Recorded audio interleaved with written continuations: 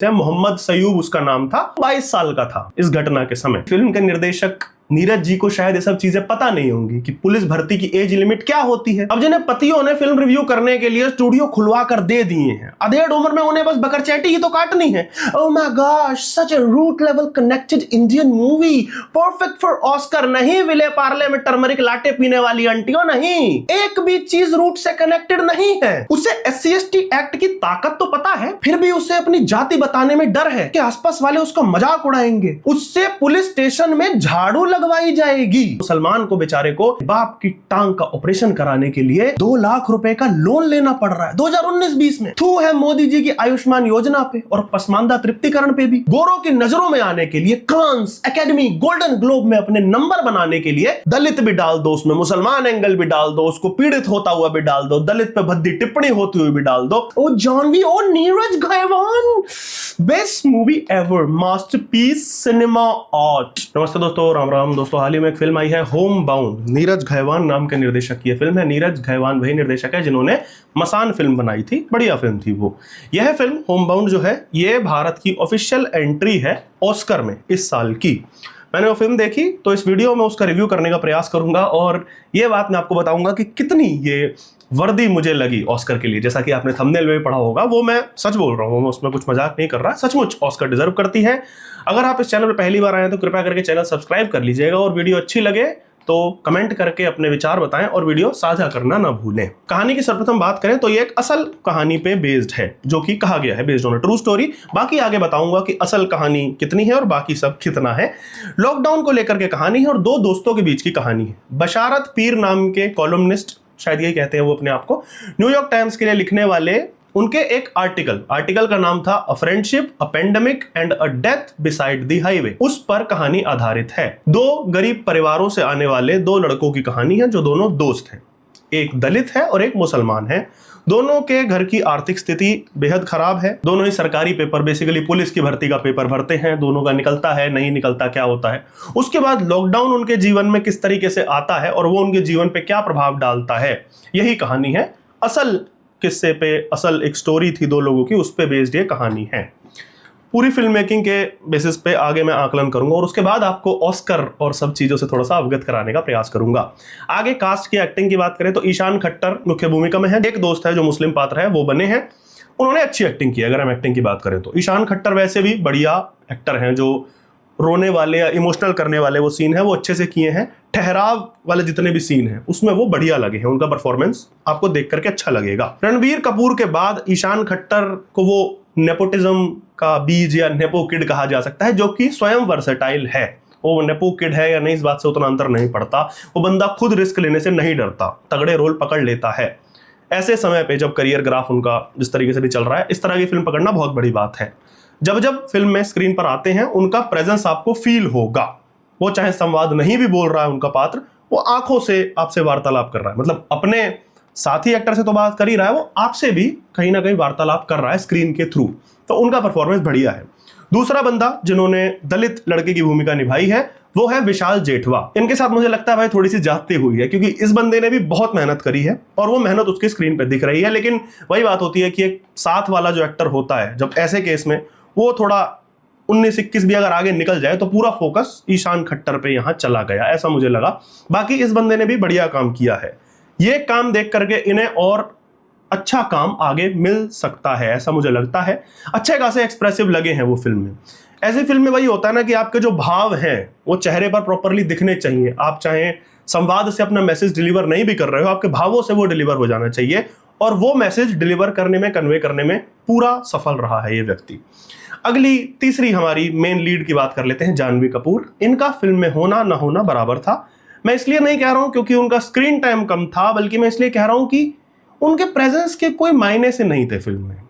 अब थोड़ा सा मेरा प्रेजुडिस आप कह सकते हैं इसमें, लेकिन मुझे लगता है कि जानवी कपूर को अपनी बहन सोनम कपूर की तरह अब ये समझ जाना चाहिए कि वो एक पैसे की एक्सप्रेसिव नहीं है, वो नहीं कर पाती स्क्रीन पे एक्टिंग। फिर चाहे वो गुंजन सक्सेना हो या इस तरह का रोल हो, बड़े से बड़े रोल को वो डुबा देने की काबिलियत रखती हैं। तो kudos to Janhvi Kapoor. Film में अवश्य ही उनका स्क्रीन टाइम कम था, क्योंकि मेन कहानी जो हमारी है वो उसका उतना खास पार्ट नहीं है, एक साइड कैरेक्टर की तरह है। पर ठीक है, वो किसी वजह से शायद फिल्म में है, किसी प्रोड्यूसर की वजह से या किसी भी वजह से, हम वो नहीं जानते, उस पर कमेंट नहीं करेंगे। पर जब जब वो स्क्रीन पे आई हैं वो बेहद एवरेज लगी हैं। बाकी साथ वाला एक्टर जो उनका को एक्टर है वो अपनी आंखों से एक्टिंग कर रहा है, जहां एक्सप्रेसिव लगना है वहां पे एक्सप्रेसिव लग रहा है, जहां पे नम्ब दिखना है वहां नम्ब दिख रहा है। जानवी कपूर पूरी फिल्म में एक जैसी दिख रही है, तो मतलब कंसिस्टेंसी के लिए पूरे 100 में से 100 नंबर, मैं तो कहूंगा 10 में से 100 नंबर। तो ये उनका रोल था। बाकी सपोर्टिंग रोल में परिवार के अन्य लोग हैं, दोनों की फैमिलीज के थोड़े एक आध और ऑफिस के पात्र हैं, वो सब अपने अपने लेवल पे ठीक लगे हैं। अच्छी एक्टिंग, मतलब एवरेज से अच्छी एक्टिंग उन्होंने की है। अगले पॉइंट पे आते हैं डायलॉग्स, यानी कि संवाद। वो बहुत महत्वपूर्ण है, और महत्वपूर्ण इसलिए भी बन जाते हैं क्योंकि तीन लोगों ने मिल करके इस फिल्म के संवाद लिखे हैं। पता नहीं इतनों की आवश्यकता क्या थी, वैसे आवश्यकता क्या थी वो मैं एक्चुअली आपको आगे बताऊंगा, बहुत चीजें मैं आगे बताऊंगा। इसमें संवाद जो है उनमें कहीं कहीं कटाक्ष दिखता है, व्यवस्था पर, स्टेट पर, देश पर, हर चीज पर। कहीं कहीं बढ़िया भी लगता है कि जैसे उदाहरण के रूप में पूछ रहा है हमारा पात्र कि पुलिस भर्ती का रिजल्ट कब आएगा, सामने से उससे अफसर पूछता है कौन से सन का।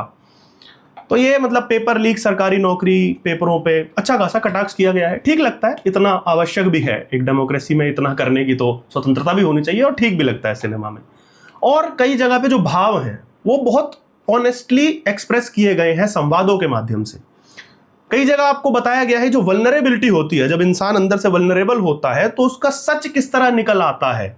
फिर चाहे वो कितने भी अच्छे दोस्त हों, अगर वो एक दूसरे से लड़ते हैं तो वो एक दूसरे की सबसे बड़ी कमजोरियों को ही सबसे पहले टारगेट करते हैं।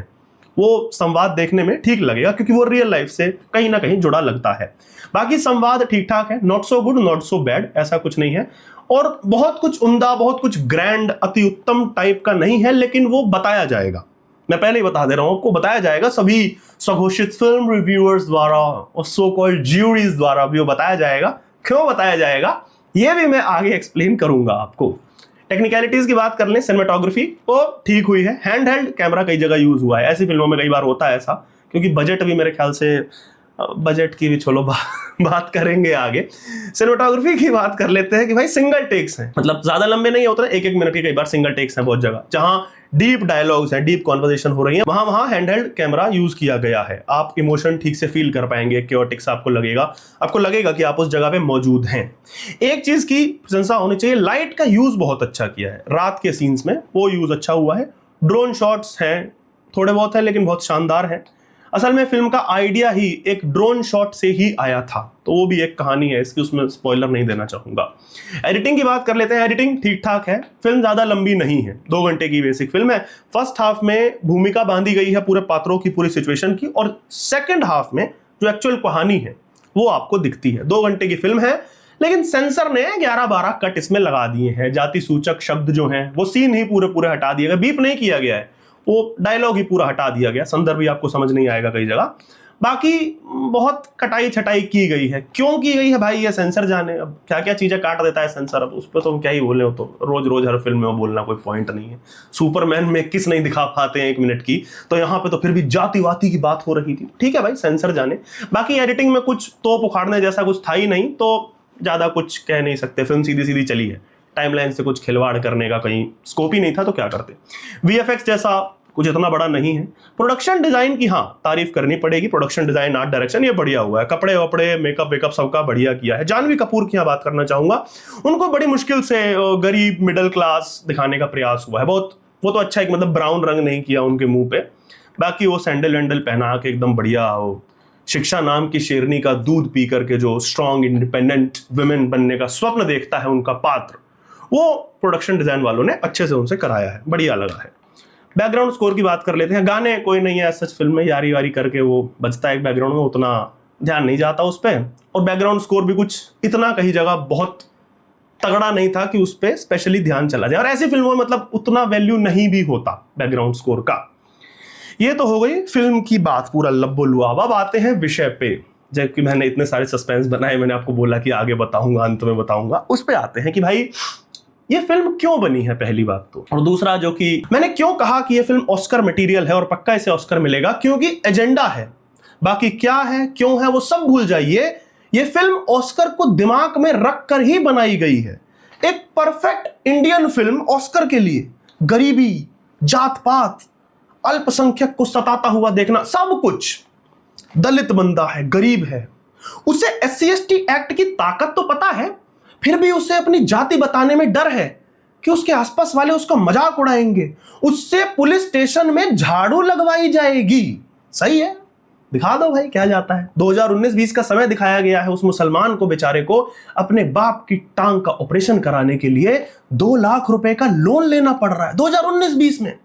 थू है मोदी जी की आयुष्मान योजना पे और पसमानदा तृप्तिकरण पे भी। सही है, दिखा दो क्या जाता है। कोविड में 80 करोड़ लोगों को मुफ्त राशन मिला, जो कि उस समय बिल्कुल ठीक था, आवश्यक था, पर फिर भी कुछ लोगों को भूख के कारण गांव में वापसी करनी पड़ी। भूख के कारण, ध्यान रखिएगा। सही है, फिल्म है, दिखा दो क्या जाता है। नौकरी की ऐसी कमी है देश में कि 12वीं पास लड़का है और वो पुलिस की भर्ती की तैयारी कर रहा है और उसका निकल नहीं पा रहा, और उसकी एज भी समहाउ निकल गई है, अंतिम अटेम्प्ट आ गया है उसका। वैसे असल कहानी जो ये थी, जिस बंदे की ये कहानी थी, जिस पर ये बेस्ड है, मोहम्मद सयूब उसका नाम था, वो 22 साल का था इस घटना के समय। पर कोई बात नहीं भाई, फिल्म के निर्देशक नीरज जी को शायद ये सब चीजें पता नहीं होंगी कि पुलिस भर्ती की एज लिमिट क्या होती है, और फिल्म रिव्यूअर्स जो हैं उन्हें भी क्या ही फर्क पड़ता है इस बात से। अब जिन्हें पतियों ने फिल्म रिव्यू करने के लिए स्टूडियो खुलवा कर दे दिए हैं, अधेड़ उम्र में उन्हें बस बकरचैटी ही तो काटनी है। Oh my gosh, such a root level connected Indian movie, perfect for Oscar. नहीं विले पार्ले में टर्मरिक लाटे पीने वाली आंटियों, नहीं, एक भी चीज रूट से कनेक्टेड नहीं है।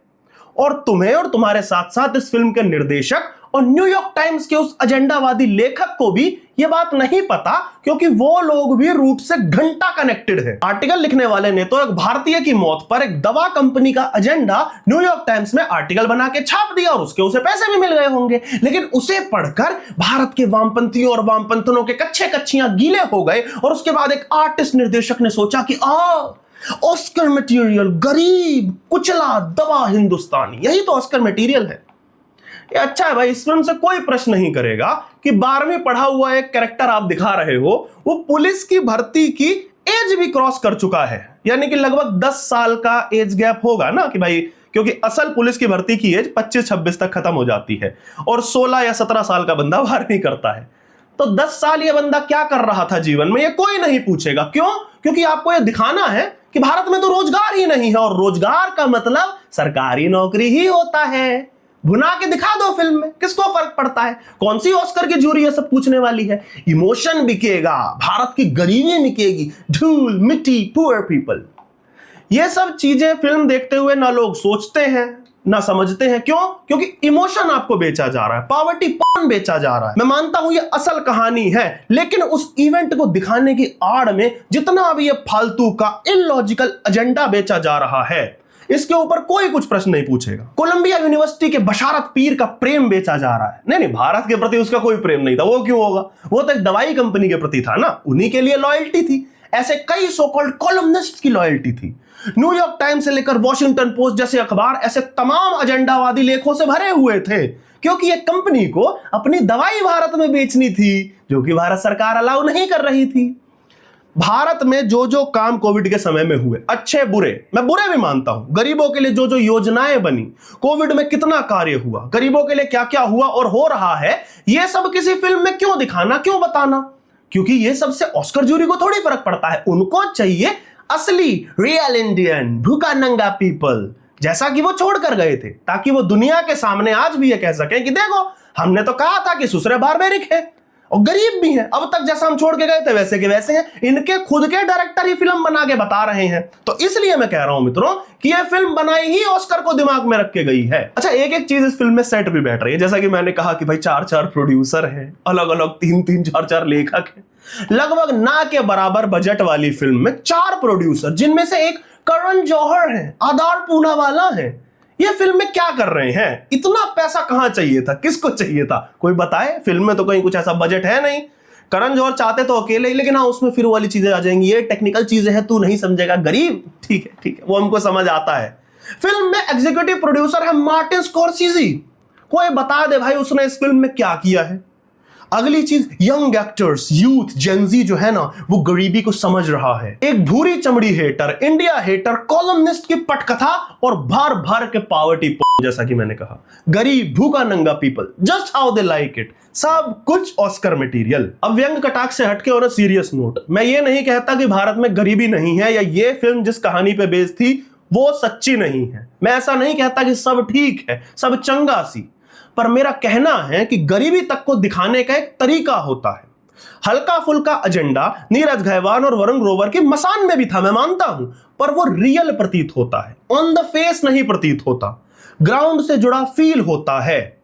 मसान फिल्म किसी को इंप्रेस करने के लिए बनाई गई फिल्म नहीं लगती, बल्कि लगता है कि आप देश की सच्चाई थोड़े कटाक्ष और थोड़े इमोशंस के साथ देख रहे हैं। तभी वो एक फिक्शनल कहानी होकर भी रियल प्रतीत हो रही है। लेकिन यहां ये लग रहा है कि आप अपने फायदे के लिए, गोरों की नजरों में आने के लिए, कांस, एकेडमी, गोल्डन ग्लोब में अपने नंबर बनाने के लिए एक तरफा एजेंडा और एक ही साइड दिखाने के लिए जानबूझकर यह प्रयास कर रहे हो कि फालतू की चीजें डाली जाएं। दलित भी डाल दो उसमें, मुसलमान एंगल भी डाल दो, उसको पीड़ित होता हुआ भी डाल दो, दलित पे भद्दी टिप्पणी होती हुई भी डाल दो, और उसके बाद उसमें एक सच्ची कहानी नाम का तड़का लगा के उसको परोस दो। आप इतना सब डालते हो ना, तभी एक सच्ची कहानी भी रियलिटी से कोसों दूर प्रतीत होती है। तो मेरे विचार में ये फिल्म जो है ये पक्का ऑस्कर तो डिजर्व करती है, क्योंकि आर्टिस्ट निर्देशक नीरज घैवान ने जो बनाई है, और जैसा कि मैंने कहा ऑस्कर वाले यही इंडिया देखना चाहते हैं जो उनके सामने परोसा जा रहा है। तो बस परफेक्ट ऑस्कर मटेरियल।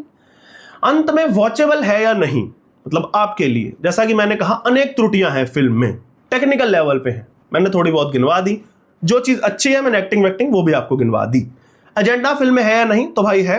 कहानी सत्य है, उस पर मैं डिसएग्री नहीं करूंगा, लेकिन उस सत्य कहानी को परोसते हुए जबरदस्ती का जो बहुत सारा ड्रामा डाला गया है ना, जो कि लॉजिकल भी नहीं है, वो फिल्म में आपको मिलेगा। तो यदि आप ये सब पसंद करते हैं, then Homebound is your movie. अवश्य देखें, थिएटर में जाके देखें। बाकी आप चैनल सब्सक्राइब कर दीजिएगा और इस वीडियो को शेयर अवश्य करिएगा। मुझे ना जल्दी जल्दी जाना है वो वामपंथियों और पंथनों के रिव्यूज देखने। Oh my god Ishaan, oh Janhvi, oh Neeraj Ghaywan, best movie ever, masterpiece, cinema art. Oh my god, जल्दी जल्दी आओ, टाइम्स ऑफ इंडिया ने तो 5 on 5 स्टार्स दिए हैं। Cinema, that is cinema.